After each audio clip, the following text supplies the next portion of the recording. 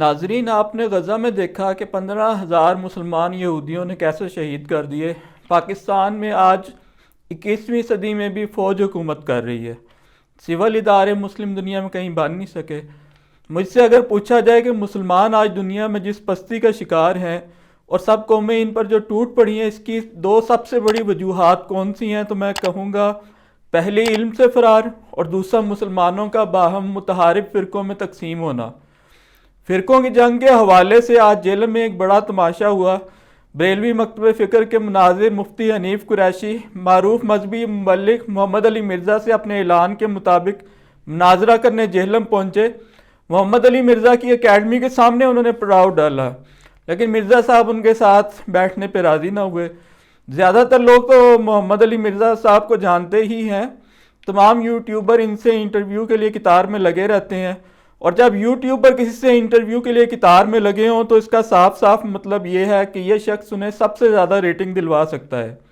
T V channels میں جس طرح اینکر شیخ رشید کو اپنے پروگرام میں مدعو کرنے کے لیے تگ و دو کرتے تھے، اسی طرح ٹی وی شوز ہوں یا یوٹیوب چینل، ریٹنگ کی دوڑ ہی سب چیزوں پہ حاوی ہوتی ہے آخری تجزیے میں۔ انجینئر محمد علی مرزا پچھلے 1-1.5 مہینے سے بہت زیادہ خبروں میں نمایاں ہو رہے تھے۔ ویسے تو وہ ہوتے ہی ہنگاموں کا مرکز ہیں ہمیشہ۔ ایک تو انہوں نے مصور پاکستان علامہ محمد اقبال پہ یلغار کی، ان کی فکر میں نقص نکالے۔ اب آپ یہ سوچیں کہ مختلف فرقوں کے جو بابے ہیں یا بزرگ ہیں، ان سے ٹکر لینے کی تو کوئی وجہ ہو سکتی ہے۔ اپنی قبر میں آرام کرتے مصور پاکستان کو غلط ثابت کر کے مرزا صاحب کیا حاصل کرنا چاہتے تھے، سوائے اس کے کہ لوگوں کے دل دکھیں۔ بھائی اقبال کے بنائے ہوئے وطن میں آپ تشریف فرما ہے۔ مرزا صاحب کا ویسے موقف یہ ہے کہ دوسری جنگ عظیم دراصل پاکستان کی تخلیق کی وجہ بنی، ورنہ وہ کبھی بھی نہ بن پاتی۔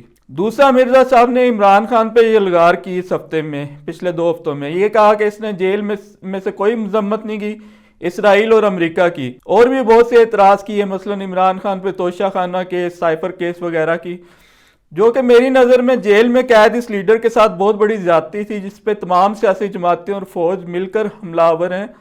عمران خان پر حملہ کرنے کی وجہ سے سوشل میڈیا پر مرزا صاحب کی شدید ٹرولنگ ہوئی، جس طرح خاور مانیکا اور ہاجرہ خان کی اس وقت ہو رہی ہے۔ اس پر انہوں نے یہ کہا کہ مجھے قاسم علی شاہ نہ سمجھنا۔ گزشتہ اتوار کو انہوں نے اپنی ویڈیو ریکارڈ کروائی اور یہ ثابت کرنے کی کوشش کی کہ میں نے عمران خان اور پی ٹی آئی کو پچھاڑ دیا ہے، اس مفہوم کے جملے ادا کیے کہ عمران خان کریکٹر لیس آدمی ہے، میرے ساتھ اس کا موازنہ نہ کیا جائے۔ یہ بڑا متکبرانہ قسم کا موقف تھا۔ یہ ذہن میں رکھیں کہ انجینئر صاحب نے 36 محال پہلے ہی کھول رکھے تھے، تمام فرقے ان کے مخالف ہیں، اور شاید سب سے زیادہ بریلوی۔ اس کی وجہ بھی میں بتاتا ہوں کہ مرزا صاحب جو ہیں وہ پہلے بریلوی ہوا کرتے تھے، اور اب بریلوی بزرگ جنہیں وہ بابے کہتے ہیں سب سے زیادہ ان کی زد میں آتے ہیں، کیونکہ وہ سب سے زیادہ مافوق الفطرت قسم کے واقعات ان کے ساتھ منسوب ہیں۔ اگرچہ باقی فرقوں والے بھی محمد علی مرزا صاحب سے زچ ہیں، لیکن یہ نعرہ کہ نبی کے جیسا ہے ہی کوئی نہیں، تیرے بابے تے شے ہی کوئی نہیں، یہ سب سے زیادہ ان کو ڈیمیج کرتا ہے۔ سب سے زیادہ یہ بریلوی مکتب فکر کے بزرگوں پہ منطبق ہوتا ہے۔ دوسرا نعرہ ان کا یہ ہے، فرقوں کی دکانیں بند، the damage has been done۔ میری رائے میں محمد علی مرزا کا یہ کنٹریبیوشن اہم ہے کہ انہوں نے سارے فرقوں کو ایکسپوز کر دیا ہے، یہ ثابت کر دیا ہے کہ فرقہ ہوتا ہی باطل ہے۔ ایران اور سعودی عرب نے اپنے اپنے فرقوں کی جو بھرپور پراکسی جنگ پاکستان میں لڑی، اور یہاں ایسی قتل و غارت ہوئی کہ الامان الحفیظ۔ مرزا صاحب یہ کہتے ہیں کہ نرمی سے بات کر کے کبھی بھی کوئی تبدیلی نہیں لائی جا سکتی۔ مثلا غامدی صاحب کا وہ پوچھتے ہیں کہ وہ کون سی تبدیلی لے کر آئے ہیں، حالانکہ رسالت مآب صلی اللہ علیہ وآلہ وسلم نے نرمی سے ہی تبلیغ کی ہے، نہ کہ کسی کا تمسخر اڑا کر یا مرزا صاحب کی طرح کسی کی میمز بنا کر۔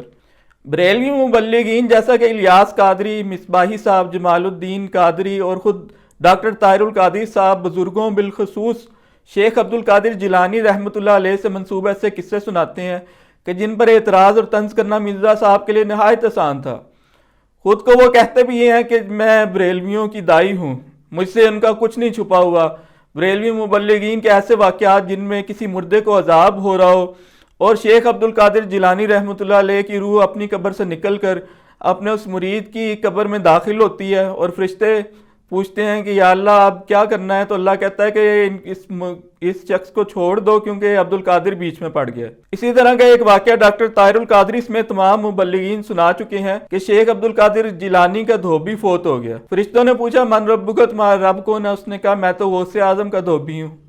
ہر سوال کے جواب میں اس نے یہی کہا، اور یہ کہا کہ اگر مجھے بخش سکتے ہو تو بخش دو، بس مجھے اتنا پتا ہے کہ میں غوث اعظم کا دھوبی ہوں، اس کے علاوہ مجھے کوئی کسی چیز کا علم نہیں۔ تو فرشتے اسے بخشنے پر مجبور ہو گئے۔ حالانکہ سامنے کا سوال یہ ہے کہ قبر کے اندر یہ واقعہ کس نے دیکھا اور کس نے سنا؟ بعض مبلغین یہ واقعہ سناتے ہیں کہ شیخ عبد القادر جیلانی رحمۃ اللہ علیہ فوت ہوئے تو فرشتے حساب لینے آئے، تو غوث اعظم نے الٹا فرشتوں سے حساب لینا شروع کر دیا۔ ان سے کہا کہ تم نے اللہ سے یہ کیوں کہا کہ آدمی زمین میں فساد کرے گا؟ سب فرشتوں کو قطار میں کھڑا کیا گیا، پھر شیخ عبد القادر جیلانی رحمۃ اللہ علیہ نے ان سے حساب لیا۔ یہاں میں یہ واضح کر دوں کہ میری نظر میں شیخ عبد القادر جیلانی رحمۃ اللہ علیہ ایک بہت بڑے بزرگ تھے، اور یہ سب ان کے اقوال اور ان کے لکھے ہوئے واقعات نہیں ہیں جو ان سے منسوب کیے گئے ہیں۔ مرزا صاحب بخاری اور مسلم کی روشنی میں رفع یدین پر بے حد زور دیتے ہیں کہ نماز پڑھتے ہوئے جب آپ رکوع میں جائیں تو آپ دونوں ہاتھ اٹھا کر اس طرح کریں، پھر اسی طرح جب آپ سجدوں سے اٹھتے ہیں تو اس وقت ان کے درمیان میں اس طرح کریں، جنہیں رفع یدین کہتے ہیں۔ حالانکہ اصل چیز تو اللہ کی یاد ہے، اقیم الصلاۃ للذکر، کہ نماز قائم کرو میری یاد کے لیے۔ رفع یدین کر کے پڑھ لیں یا رفع یدین کے بغیر پڑھ لیں، آپ یہ دیکھیں کہ دنیا مسلمانوں پہ کس طرح سے ٹوٹ پڑی ہے اور ہم ابھی تک رفع یدین پہ پھنسے ہوئے ہیں۔ اسرائیل کا میں نے شروع میں آپ کو بتایا کہ اس نے کیا حال کیا غزہ کا۔ تو اہل حدیث دیوبند اور شیعہ حضرات بھی انجینئر صاحب سے نالاں ہی ہیں، باری باری وہ سب کے لتے لے چکے ہیں۔ لیکن اصل چیز جو یہاں ڈسکس کرنے والی ہے وہ ہے مناظرہ۔ مختلف مکاتب فکر کے درمیان جب مناظرہ ہوتا ہے تو ایک دوسرے کو کھلے عام کافر کہا جاتا ہے۔ بریلوی مکتب فکر والے دوسرے فرقوں کو اللہ اور اس کے نبی کا گستاخ کہتے ہیں، دوسرے فرقوں والے انہیں مشرک کہتے ہیں۔ ان کے مناظر میں سے کچھ میں آپ کو آگے دکھاتا ہوں۔ میں آپ کو اہل حدیثوں اور بریلویوں کا ایک مناظرہ دکھاتا ہوں۔ اس میں اہل حدیث مناظر جو زبان استعمال کرتا ہے قرآن اور حدیث کی کتابیں سامنے رکھ کر وہ دیکھیں، اور پھر وہ بریلویوں کو اللہ کا گستاخ قرار دیتا ہے، رسول اللہ صلی اللہ علیہ وسلم کا گستاخ قرار دیتا ہے، اور جواب میں بریلویوں کی طرف سے بھی اس کو ایسے ہی جواب ملتے ہیں، اور اپنی طرف سے یہ دونوں اطراف اسلام کی خدمت کر رہی ہیں۔ باقی جو فرقوں کے مناظرے ہیں ان میں بھی بالکل ایسے ہی مناظر دیکھنے کو ملتے ہیں۔ آپ یہ ویڈیو دیکھیے۔ کس نے اندر واڑا ہے؟ یہ واڑا کس نے ہے؟ اور تمہارا ہے، تمہارے اندر ہے، یہ تمہارا ہے، تمہارے اندر ہے۔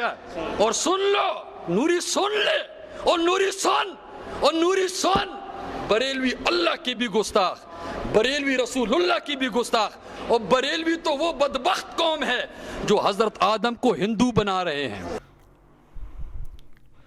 ان مناظروں میں دونوں متحارب فرقوں والے ایک دوسرے کے بزرگوں کی، جید علماء کی ایسی سٹیٹمنٹس پیش کرتے ہیں جو کہ ان کی نظر میں گستاخی یا کفر ہوتا ہے۔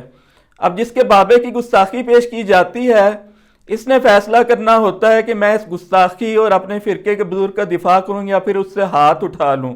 اگر ہاتھ اٹھا لے تو پھر اس بزرگ کی سٹیٹمنٹ کی وجہ سے اس پر کفر کا فتویٰ لگتا ہے۔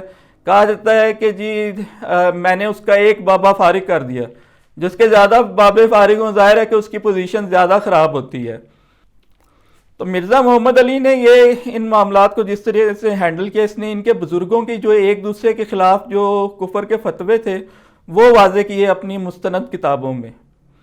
سعودی حکومت نے شیخ مظفر مدنی نامی ایک اہل حدیث بزرگ حرم میں رکھ چھوڑے ہیں۔ یہ جہاں برصغیر کے غیر اہل حدیثوں بالخصوص بریلویوں کو دیکھتے ہیں کہ یہ کعبے سے کفن مسح کرنے کے چکر میں ہے، یا کوئی بھی ایسا کام کرتے ہوئے دیکھیں جو کہ اہل حدیث مسلک کی نظر میں غلط ہے، تو وہ انہیں ٹوکتے ہیں، نصیحت کرتے ہیں اور اس کو ریکارڈ کر کے نشر کرتے ہیں۔ وہاں بھی خوب لڑائیاں ہوتی رہتی ہیں۔ اگر آپ مختلف فرقوں کے درمیان ان مناظروں کو دیکھیں اور ان کی لڑائیوں اور کفر کے فتووں کو دیکھیں اور ان کی بازاری زبان اور گالیوں کو دیکھیں تو آپ کو بخوبی سمجھ آ جائے گی کہ مسلمان دنیا میں اتنا پیچھے کیوں ہیں۔ ایک دوسرے کے عقائد کا کوئی احترام نہیں ہے، ایک دوسرے پہ کفر کے فتوے، علم حاصل کرنے سے فرار، ڈگریاں حاصل کرنے کی کوئی ضرورت نہیں، سائنس پڑھنے کی کوئی ضرورت نہیں، بس عقیدے کا جو چورن بکتا ہے وہ بیچتے جاؤ، ایک دوسرے پہ کفر کے فتوے لگاتے جاؤ۔ حالانکہ عالم کفر چاہے وہ یہودی ہوں، عیسائی ہوں یا مشرک بت پرست ہوں، وہ سب تو مسلمانوں میں شیعہ سنی کی بھی تفریق نہیں کرتے، وہ سب کو صرف اور صرف مسلمان سمجھتے ہیں، لیکن مسلمان ایک دوسرے کو مسلمان نہیں سمجھتے۔ مختلف فرقوں کے درمیان یہی کفر کے فتوے ہیں جنہیں ہائی لائٹ کر کے محمد علی مرزا اتنے مشہور ہوئے۔ ان سے پہلے کسی نے اتنا بڑا خطرہ مول نہیں لیا تھا، اسی وجہ سے ان پر 5 دفعہ قاتلانہ حملہ ہو چکا ہے فرقہ وارانہ امور پہ بات کرنے کی وجہ سے۔ دراصل بات یہ ہے کہ فرقہ ہوتا ہی باطل ہے۔ قرآن میں ہمیں مسلم کہا گیا ہے، رسالت مآب صلی اللہ علیہ وسلم اور صحابہ کرام رضوان اللہ اجمعین خود کو صرف اور صرف مسلم کہتے تھے۔ حضرت امام حسین اور اہل بیت کی صفاقانہ شہادت کے نتیجے میں شیعان علی باقاعدہ طور پر الگ ہوئے۔ ان میں سے بعض شدت پسندوں نے امیر المومنین حضرت علی کرم اللہ وجہہ کے علاوہ دوسرے خلفائے راشدین پہ تبرہ شروع کیا۔ سنیوں نے ان سے بدلہ لینے کے لیے پھر امیر معاویہ رضی اللہ تعالیٰ عنہ کی شان کو بلند کرنا شروع کیا، کیونکہ حضرت علی رضی اللہ تعالیٰ عنہ کے خلاف حضرت امیر معاویہ رضی اللہ تعالیٰ عنہ نے ہی ناجائز طور پر خروج کیا تھا۔ امیر معاویہ گو فتح مکہ کے بعد آخر میں ایمان لائے تھے، لیکن صحابہ میں شمار تو ہوتے ہیں۔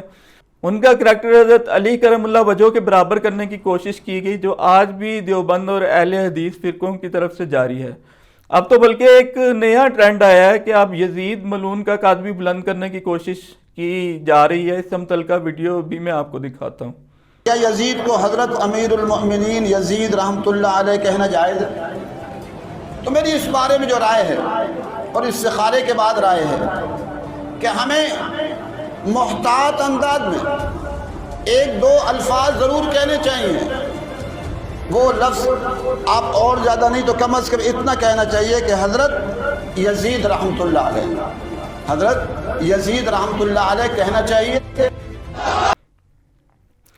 بنیادی طور پر فرقہ ہوتا ہی باطل ہے۔ قرآن میں لکھا ہے جن لوگوں نے دین میں تفرقہ کیا اور اپنا گروہ الگ کر لیا، اے نبی تیرا ان سے کوئی تعلق نہیں۔ جیسا کہ پہلے عرض کیا، رسالت مآب اور صحابہ کرام کسی فرقے سے تعلق نہیں رکھتے تھے۔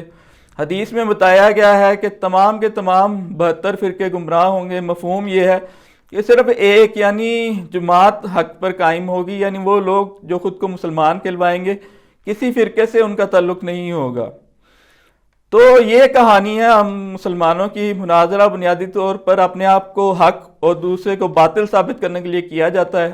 تمام فرقے چونکہ محمد علی مرزا سے بے حد تنگ ہے، اس لیے آج وہ انجوائے کر رہے ہیں کہ مرزا صاحب بھاگ گئے، اور واقعہ یہی ہے کہ وہ واقعی بھاگ گئے، چاہے اب وہ اس کی جو مرضی تعویل کریں۔ مخالفین نے پریس کلب میں ان کے خلاف پریس کانفرنس کی اور مفتی حنیف قریشی کو فاتح قرار دے دیا۔ مرزا صاحب یقیناً جب منظر عام پر آئیں گے تو ان کے پاس مناظرے میں نہ بیٹھنے کے اپنے دلائل ہوں گے۔ آج سے 2 سال پہلے دیوبند کے مفتی طارق مسعود بھی محمد علی مرزا صاحب سے مناظرہ کرنے جہلم پہنچے تھے، اور مرزا صاحب نے ان کے ساتھ بیٹھنے سے گریز کیا تھا۔ وہ اپنی شرائط پیش کرتے ہیں اور ان شرائط پہ راضی نہ ہونے والوں کے ساتھ نہیں بیٹھتے۔ مثلاً اگر بریلوی مکتب فکر کے ساتھ انہوں نے کسی مناظر کے ساتھ مناظرہ کرنا ہے تو پہلے مفتی منیب الرحمان ویڈیو ریکارڈ میں پیغام میں یہ کہیں کہ یہ میری طرف سے لڑنے آیا ہے، تو پھر وہ اس کے ساتھ مناظرہ کریں گے۔ بلکہ صحیح معنوں میں مرزا صاحب کا کوئی مناظرہ ابھی ہوا ہی نہیں ہے، بلکہ وہ اپنی ویڈیوز ریکارڈ کروا کے نشر کرتے رہتے ہیں۔ ان کی ویڈیوز نے جیسا کہ پہلے بتایا تمام فرقوں کا ناک میں دم کر کے رکھ دیا ہے۔ مرزا محمد علی کو اس بات پہ نہایت اعتراض ہوتا ہے اگر کوئی ان کا آدھا ادھورا کلپ کاٹ کر اسے ان کے خلاف استعمال کرے، لیکن دوسری طرف خود وہ تمام علماء کی میمز بناتے رہتے ہیں۔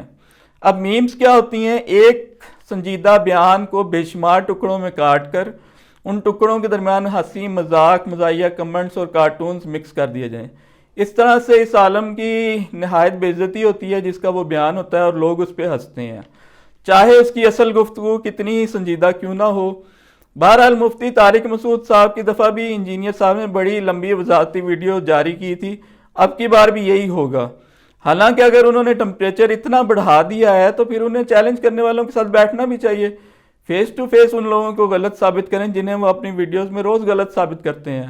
بہرحال فرقوں کی جو جنگ ہے پاکستان میں، اس سارے واقعے میں اسے بخوبی سمجھا جا سکتا ہے۔